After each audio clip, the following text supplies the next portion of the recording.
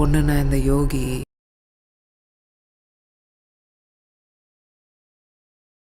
ஆடிப்பாரு மங்காத்தா என்னை ஆட வச்சது கல்கட்டா அப்படின்ற மாதிரி ஒரு பாட்டில் வரும். இங்கே போட்டுப்பாரு மங்காத்தா எங்களை பொழக்க வச்சது அஜித்குமார் அப்படின்ற மாதிரி ரசிகர்கள் அந்த அளவுக்கு ஒரு கிட்டத்தட்ட ஒரு 10 நாள் இருக்குன்னு நினைக்கிறேன். இன்றைக்கி 11ஆவது நாள் மங்காத்தா படம் ரீரிலீஸ் ஆகி இந்த 10ஆவது நாள் கூட, அதாவது நேற்று இந்த சனி ஞாயிறு கூட, இந்த 9ஆவது நாள் 10ஆவது நாள் கூட தமிழகத்தில் பல்வேறு ஊர்களில் பயங்கரமான ஒரு ரெஸ்பான்ஸ் கொடுத்துருக்காங்க இந்த திரைப்படத்துக்காக.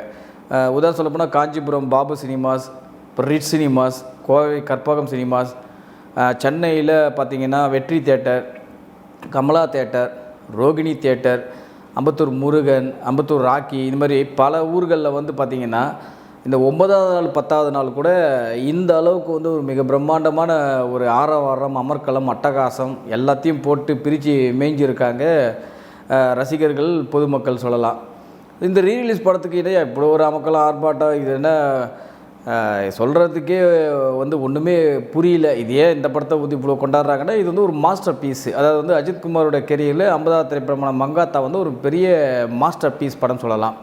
சரி, இதெல்லாம் முடிஞ்சிச்சுங்க. சரி, எப்பவுமே ரீரிலீஸ் படத்தில் நான் தாண்டா பெரியவன், நீ தாண்டா பெரியவன், என் படம் தான் வசூல் அதிகம், என் படம் தான் வசூல் அதிகம் அப்படின்ற மாதிரி கத்திக்கிட்டு இருப்பாங்க. சரி, இந்த படம் என்ன தான் சார் வசூல் பண்ணியிருக்கு அப்படின்ற மாதிரி நாம் விநியோகஸ்தர்கிட்ட கேட்டிருந்தோம்.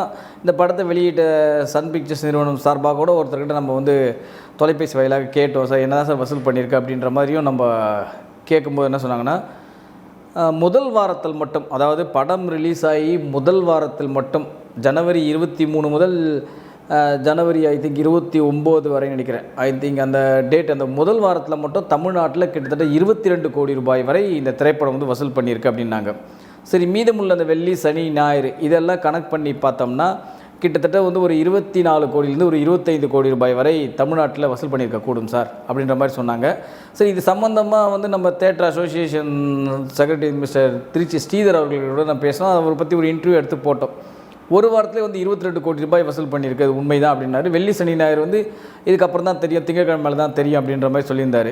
சரி, இன்றைக்கி நம்ம பல பேர்கிட்ட தொடர்பு கொடுக்க பேசும்போது என்ன சொன்னாங்கன்னா, சார் நிச்சயமாக தமிழ்நாட்டில் மட்டும் ஒரு 25 கோடி ரூபாய் வரை வசூல் பண்ணியிருக்கோம் சார், ஒரு 15 ஒரு 17 கோடி ரூபா ஷேர் எடுத்துருக்கோம் இந்த திரைப்படம் அப்படின்ற மாதிரி சொல்லியிருந்தார். ஓகே, தமிழ்நாட்டில் மட்டும் இந்த வசூல்.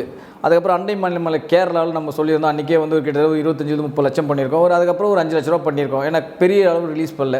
அதே கர்நாடகாலையும் பார்த்தீங்கன்னா கிட்டத்தட்ட 85 லட்ச ரூபாய் வரை கலெக்ட் ஆச்சு. இப்போ கிட்டத்தட்ட 1 கோடி ரூபாய் வரை கர்நாடகா அதில் மட்டும் கலெக்ட் பண்ணியிருக்கிறதா செய்தி. அதேமாதிரி ஓவர்சீஸ் வெளிநாடுகளில் கிட்டத்தட்ட 2.25, அதாவது 2.25லேருந்து 2.5 வரைக்கும் கலெக்ட் பண்ணியிருக்க கூடும் அப்படின்றது தான் வெளிநாட்டுடைய ரிப்போர்ட்டு. ஸோ இதுதான் ஒட்டுமொத்தமாக மங்காத்தா ரீரிலீஸில் என்ன கலெக்ட் பண்ணியிருக்கோம் அப்படின்னு நம்ம பார்த்தோம்னா, தமிழ்நாடு ஒரு 25 கோடி, ஓவர்சீஸ் ஒரு 2.5 கோடி 27.5 கோடி, கர்நாடகா ஒரு 1 கோடி 28, கேரளா மற்றும் ரெஸ்ட் ஆஃப் இந்தியா அப்படி இப்படின்னு பார்த்திங்கன்னா கூட ஒரு 50 லட்சம் போட்டால் கூட 29 கோடி, கிட்டத்தட்ட ஒரு 30 கோடி ரூபாய் கிட்ட இந்த திரைப்படம் ரீரிலீஸ் வரலாற்றிலேயே அதிக வசூல் செய்த திரைப்படமாக இந்த மங்காத்தா திரைப்படம் தான் ரீரிலீஸ் வரலாற்றிலேயே மங்காத்தா திரைப்படம் தான் கிட்டத்தட்ட ஒரு 30 கோடி ரூபாய் வரை உலகம் முழுக்க வசூல் பண்ணியிருக்குது அப்படின்ற மாதிரி தான் செய்தி.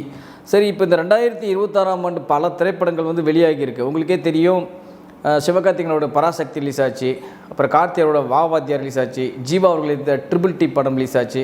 அதை தொடர்ந்து பார்த்திங்கன்னா திரௌபதி 2, ஹாட்ஸ்பாட் 2, அப்புறம் போன வாரம் வெள்ளிக்கிழமை ஒரு 4-5 படங்கள், லாக்டவுனு, கருப்பு பல்ஸ், அந்த மாதிரி பல படங்கள் வெளியாகி இருக்குது, உங்களுக்கு தெரியும் நினைக்கிறேன். ஸோ ஒட்டுமொத்தமாக பார்த்திங்கன்னா கிட்டத்தட்ட ஒரு 20-30 படத்துக்கிட்ட ரிலீஸ் ஆகிடுச்சு சார். இந்த ஜனவரி முடிஞ்சு இந்த பிப்ரவரியே ஸ்டார்ட் ஆகிடுச்சு. ஸோ இந்த 20-30 படங்கள்லேயே பார்த்திங்கன்னா தமிழகத்தில் அதிக வசூல் செய்த திரைப்படமாக முதல் இடத்துல பராசக்தி இருக்குது. பராசக்தி திரைப்படம் கிட்டத்தட்ட ஒரு 56 கோடி ரூபாய் வரை தமிழ்நாட்டில் வசூல் பண்ணியிருக்கு. அதுக்கு அடுத்தது பார்த்திங்கன்னா நேரடி ரிலீஸ் ஆன தமிழ் படம் இருக்குன்னு பார்த்திங்கன்னா நிச்சயமாக இல்லை, மங்காத்தா தான் இருக்குது. ஏன்னா மங்காத்தா கிட்டத்தட்ட தமிழ்நாட்டில் மட்டும் ஒரு 25 கோடி ரூபாய் வரை வசூல் பண்ணியிருக்க கூடும் அப்படின்ற மாதிரி தான் செய்தி. ட்ரிபிள் டி உங்களுக்கே தெரியும், அது பெரிய லெவலில் நல்லா பொங்கல் செலிப்ரேஷன்லாம் பண்ணாங்க. அந்த படம் தான் பொங்கல் வின்னர் அப்படின்ற மாதிரிலாம் பேசினாங்க. அந்த படமே பார்த்திங்கன்னா கிட்டத்தட்ட 21 கோடி தான் தமிழ்நாட்டிலே வசூல் பண்ணியிருக்கோம். மொத்தமே பார்த்திங்கன்னா அந்த திரைப்படம் ஒரு 19லேருந்து ஒரு 20 கோடி ரூபாய் வரைக்கும் தான் தமிழ்நாட்டிலே வசூல் பண்ணியிருக்க கூடும் அப்படின்ற மாதிரி தான் சொன்னாங்க. ஸோ இந்த வருஷமே பார்த்திங்கன்னா இப்போதைக்கு பார்த்திங்கன்னா மங்காத்தா செகண்ட் ஹையஸ்ட் கிராஸராக வந்திருக்குங்க. ஒரு ரீரிலீஸ் படம் உங்களுக்கே தெரியும் பொங்கல் செலிப்ரேஷன்லாம் எப்படி இருக்குன்னு தெரியும். ஸோ அந்த வகையில் பார்க்கும்போது இப்போ இந்த வகையில் மங்காத்தா திரைப்படம் இப்போ 2வது ஹையஸ்ட் கிராஸராக வந்து இப்போ இந்த ஆண்டு வெளியான படங்களில் இப்போதைக்கு 2வது இடத்த பிடிச்சிருக்கு. கிட்டத்தட்ட பார்த்திங்கன்னா எனக்கு தெரிஞ்சு இந்த இயர் எண்டோட டாப் 10ல் பார்த்திங்கன்னா பல தேட்டர்களில் மங்காத்தாவுடைய படம் இருக்குன்னு நினைக்கிறேன். எனக்கு தெரிஞ்சு பார்த்திங்கன்னா இந்த மங்காத்தா ரீலீஸே வந்து பல ஊர்களில் பல திரையரங்களில் டாப் 10 லிஸ்ட்டே இடம் வந்துடும் பொழுது அந்தளவுக்கு வந்து பல ஊர்களில் பல திரையரங்களில் பட்டையை கலப்பிச்சு இந்த வசூல் எல்லாமே. சரி, இது ஒரு பக்கம் இருக்க, அங்கே கல்ஃப் கண்ட்ரியில் அஜித்குமார் அவர்கள் ரேஸில் கலந்துருக்காரு. அவர் ரேஸில் கலந்துருக்க பார்க்க வந்த கூட்டம் கூட ஃபோட்டோ எடுக்கிறதுக்கு பார்த்திங்கன்னா அது வந்து கிட்டத்தட்ட 1 கிலோமீட்டர் தூரத்துக்கு கியூ நிற்குது அஜித்குமார் கூட ஃபோட்டோ எடுத்துக்கணுன்னு. தேட்டரில் மங்காத்தா கூட்டம், அங்கே அஜித்தை பார்க்க வந்த ரேஸ் கூட்டம், எங்கே பார்த்தாலும் வந்து அஜித்குமார் அவர்களுக்கு கூட்டம் கூட்டிக்கிட்டு தான் இருக்கும். அஜித்குமார் அவர்களுக்கு வந்து எப்போவுமே கூட்டம் கூடும். அந்த கூட்டத்தை எல்லாம் வச்சு மிஸ்யூஸ் பண்ணாத ஆள், அந்த கூட்டத்தை வந்து தனக்கு சாதகமாக பயன்படுத்தி கொள்ளாத ஒரு ஆள், அந்த கூட்டத்தை வச்சு நாமும் அரசியலுக்கு வந்துடலாம் அப்படின்னு நினைக்கிற ஆள் அவர் கிடையவே கிடையாது. என்றைக்குமே ஒரு ரசிகனை எப்படி வந்து வச்சுக்கணும், அவன் ரசிகனை எப்படி கட்டுக்கோப்பாக வச்சுக்கணும் அப்படின்றதில் பல நடிகர்கள் இருந்தால் கூட அதில் ரொம்ப முக்கியமான நடிகர் தான் வந்து அஜித்குமார் அவர்கள். ஏன்னா அவர் சொன்னால் அடுத்த செகண்ட் கேட்பாங்க. அதுதான் வந்து உண்மையான ஒரு நடிகன், ஒரு தலைவன்ற ஒரு நடிகனுக்கும் ஒரு ரசிகனுக்கும் உள்ள ஒரு ஒற்றுமை. ஒரு கோவிலில் விசிலடிக்கான்னு சொன்னால் விசிலடிக்க மாட்டேன்றாங்க, ஒரு இடத்துல வந்து தலைன்னு கத்துனாங்கன்னா கத்தக்கூடாதுன்னு சொன்னால் கத்த மாட்டேறாங்க, சாரி சார்ன்றாங்க. ஸோ அதுதான் வந்து உண்மையான வந்து ஒரு ரசிகனை கட்டுக்கோப்பாக வச்சுக்கிறதுக்கு உண்டான ஒரு விஷயம். அதேமாதிரி சொல்கிறாங்க மங்காத்தா திரைப்படம் வந்து கில்லி வசூல் இன்னும் தாண்டல அப்படின்ற மாதிரி சொல்கிறாங்க. கில்லி படத்தை ரிலீஸ் பண்ணவங்க அவங்களே அஃபிஷியலாக போட்டிருந்தாங்க. அந்த படம் வந்து கிட்டத்தட்ட 12 நாள்லேயும் ஐ திங்க் 2 வாரத்தில் என்னவோ 17.1 கோடி தான் தமிழ்நாட்டில் வசூல் பண்ணியிருக்குன்னு அவங்களே அஃபிஷியலாக போட்டிருந்தாங்க. அதாவது 2 வாரத்தில் கிட்டத்தட்ட 14 நாளில் 17.6 கோடியோ 17.1 கோடியோ சம்திங் தான் வசூல் ஆச்சு அப்படின்ற மாதிரி அவங்களே போட்டிருக்காங்க. ஆனால் இந்த திரைப்படம் முதல் 7 நாள்லேயே 22 கோடியை வசூல் பண்ணிடுச்சு அப்படின்றத அஃபிஷியலாகவே வந்து நிறைய டிஸ்ட்ரிபியூட்டர், நிறைய தேட்டர் ஓனர்ஸ்லாம் வந்து சொல்லியிருக்காங்க. ஸோ அப்படி பார்க்கும்போது கில்லி இப்போ 2 வாரத்தில் பண்ண வசூல் இந்த திரைப்படம் வந்து ஒரு 5-6 நாள்லேயே கிராஸ் பண்ணி நினைக்கிறேன். அந்த 17க்கு 18, ஏன்னா முதல் வாரத்துலேயே கிட்டத்தட்ட 17 கோடி, அந்த முதல் 4 நாட்களே வந்து கில்லியோடைய அந்த 2 வார ரெக்கார்டை பீட் பண்ணிடுச்சு. ஸோ இது வந்து மறக்கிறதுக்கு இல்லை. இன்னொரு முக்கியமான விஷயம் சொல்லப்போனால், இந்த படம் வந்து ஓட்டத்துக்கும் இந்த படத்துக்கு உண்டான கிரேஸுக்கும் இந்த படத்துக்கு பண்ண செலிப்ரேஷன் வச்சு பார்க்கும்போது நம்ம என்ன ஒன்றாலும் உருட்டி விடலாம் வசூலில். உங்களுக்கு தெரிய நினைக்கிறேன், முதல் நாளே தமிழ்நாட்டில் 10 கோடி கூட உருட்டலாம், நிஜமாக சொல்கிறேன். ஏன்னா அந்த அளவுக்கு கூட்டம், அந்த அளவுக்கு வந்து இந்த படத்துக்குலாம் டிக்கெட் ப்ரெஷரு. ஸோ அந்த முதல் 4 நாட்கள் உங்களுக்கே தெரியும் நினைக்கிறேன். ஸோ இதெல்லாம் வச்சு பார்க்கும்போது நம்ம முதல் நாள் தமிழ்நாட்டில் 10 கோடி, உலக அளவில் 50 கோடி வசூலாச்சு அப்படின்ற மாதிரி நம்ம உருட்டலாம். ஆனால் உருட்டுறதுக்கு நம்ம வந்து மற்ற இது மாதிரிலாம் நம்ம கிடையாதுங்க. உண்மையாக சொல்லப்போனால் ஏன்னா நேர்மையான வசூலை நம்ம சொல்லக்கூடியவங்க. உங்களுக்கே தெரியும், இப்போ நம்ம 10 கோடி சொன்னாலும் நம்புவாங்க. ஏன்னா அந்த அளவுக்கு கூட்டம் வந்துச்சு, அந்த அளவுக்கு வந்து உங்களுக்கே தெரியும் எந்த அளவுக்கு செலிப்ரேஷன், எந்த அளவுக்கு ஆர்ப்பாட்டம் நடந்தது. ஒவ்வொரு ஊர்லேயும் 4வது நாள்லாம் 5வது நாள்லாம் வந்து எவ்வளோ க்ரௌடு வந்துச்சுன்னு உங்களுக்கு தெரியும். இதை நம்ம முதல் நாளே 10 கோடி ரூபா தமிழ்நாட்டில் வசூல், 4 நாள் தமிழ்நாட்டிலே 50 கோடி ரூபா வசூல் ஆச்சு கூட உருட்டினா, அது உருட்டினாலும் நம்பலாம். ஏன்னா அந்தளவுக்கு க்ரௌடு அந்தளவுக்கு இருந்தோம். ஆனால் இப்போவும் வந்து நம்ம ஆர்கானிக்கான ஃபிகரை மட்டும் தான் சொல்லிக்கிட்டு இருக்கோம், அது உங்களுக்கே தெரியும். ஸோ அந்த வகையில் பார்க்கும்போது தமிழகத்தில் மட்டும் இந்த திரைப்படம் இதுவரை ஒரு 24லேருந்து ஒரு 25 கோடி ரூபாய் வரை வசூல் பண்ணியிருக்கு அப்படின்றது தான் வந்து உண்மை. உலக அளவில் இந்த திரைப்படம் கிட்டத்தட்ட ஒரு 30 கோடியை தொட்டிருக்கக்கூடும் அப்படின்றது தான் வந்து நமக்கு வந்த ஆத்தென்டிக்கான தகவல். இந்த திரைப்படம் மாதிரி இன்னொரு திரைப்படம் ரீலீஸில் அச்சீவ்மெண்ட் பண்ணுமா அப்படின்னு கேட்டிங்கன்னா நிச்சயமாக வேறு எந்த நடிகருக்கும் படம் இல்லை அப்படின்றது தான் பெரிய ஹைலைட். ஏன்னா இப்போ எல்லா நடிகர்களுடைய மிகப்பெரிய பிளாக் பஸ்டர் ஹிட் படங்கள்லாம் வந்து வெளியாகிடுச்சு ஆல்ரெடி.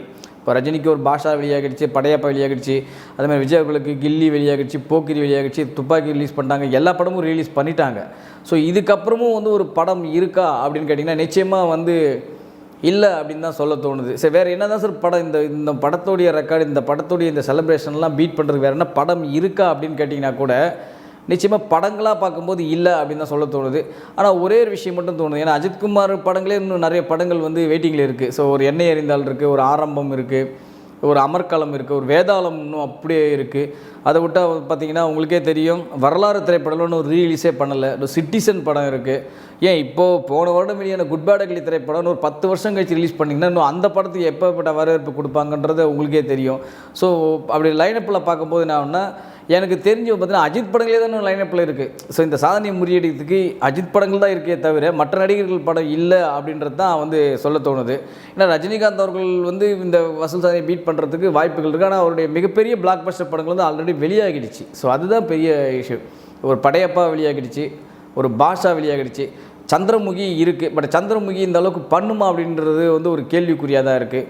அதே மாதிரி பார்த்திங்கன்னா ஒரு ஜெயிலர், ஒரு பேட்டை, இந்த படங்கள்லாம் இருக்குது. ஆனால் பட் இதெல்லாம் வந்து இப்போதைக்கு வராது. ஏன்னா இப்போ தான் சமீப காலமாக வந்த படங்கள் தானே இது எல்லாமே.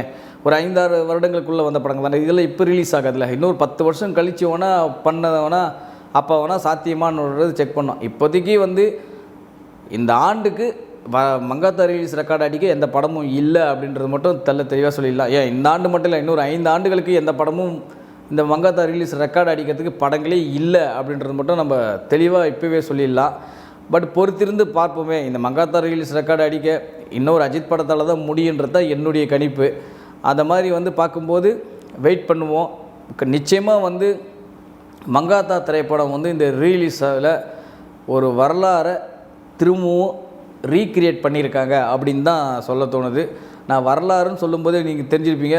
எஸ், அஜித்குமாரோடைய வரலாறு திரைப்படத்தை ரீலீஸ்க்கு பிளான் பண்ணிக்கிட்டு இருக்காங்க. ஸோ அது எப்போ வரும்னு தெரியல. ஒன்று மே 1 வரலாம், இல்லைனா வந்து அடுத்து இந்த வருடம் எண்டுக்குள்ளே கூட வர்றதுக்கு அதிக வாய்ப்புகள் இருக்குது. எனக்கு தெரிஞ்சு வந்து இந்த ரெக்கார்டெல்லாம் பீட் பண்ணணும்னா எனக்கு தெரிஞ்சு அஜித்குமாரோடைய வரலாறு படமோ, இல்லை அஜித்குமாரோடைய வேதாளம் படமோ, இல்லை அஜித்குமாரோடைய சிட்டிசன் திரைப்படமோ. ஏன்னா இன்றைக்கி இருக்கிற அந்த ஜென்ஸ் கிட்டுக்கெலாம் வந்து அந்த படம்லாம் பார்த்துருக்க மாட்டாங்க. ஏன்னா வரலாறுலாம் பார்த்தாங்கன்னா மிரண்டு போயிடுவீங்க. என்னது அஜித்குமார் இப்படிலாம் நடிச்சிருக்காரா அப்படின்ற மாதிரி மிரண்டு போவாங்க. நீ நிஜமாக சொல்கிறேன். உண்மையிலே இப்போ நடிப்பு கலைஞண்டா இந்த மனுஷன் அப்படின்ற மாதிரி உங்களுக்கு வரலாறு படத்தில் ஃபீல் பண்ணிருக்கோம். அந்த இன்ட்ரோவுக்கு அப்புறம் அந்த பெண்ணியம் கொண்ட ஒரு கேரக்டர் பண்ணியிருப்பார் அஜித்குமார் அவர்கள். அப்போ தெரியும் யார் இங்கே உண்மையான நடிகை, யார் இங்கே உண்மையான உச்சத்தில் இருக்கார் அப்படின்ற மாதிரி, என்ன மாதிரி ஒரு நடிப்பு கலைஞர் அப்படின்ற மாதிரி உங்களை ஃபீல் பண்ண வைக்கக்கூடிய படம் தான் வரலாறு. நிச்சயமாக இந்த மாதிரி படங்கள்லாம் வந்து ரிலீஸ் பார்க்கணுன்றது தான் எல்லோருடைய விஷயமாக இருக்குது. பொறுத்திருந்து பாருங்கள். இன்னும் அஜித்குமாருடைய ரிலீஸ் படங்கள் பல சாதனைகள் புரியும் அப்படின்றது மட்டும் எந்த விதமான சந்தேகமும் இல்லை. மொத்தத்தில் மங்காத்தா எல்லாருக்கும் இது ஆத்தாவாக வந்து வலம் வந்துட்டுருக்கு. வசூலில் மீண்டும் சந்திப்போம். நன்றி, வணக்கம். கௌதம் கிருஷ்ணா இயக்கத்தில் சாய் தன்சிகா நடிப்பில் வி செந்தில்குமார் பெருமையுடன் வழங்கும் யோகிடா பிப்ரவரி 6 முதல் உலகமெங்கும். இது போல பல வீடியோக்களை கண்டு மகிழ எங்களது ரீசன்ட் வாய்ஸ் சேனலை மறக்காம சப்ஸ்கிரைப் பண்ணுங்க.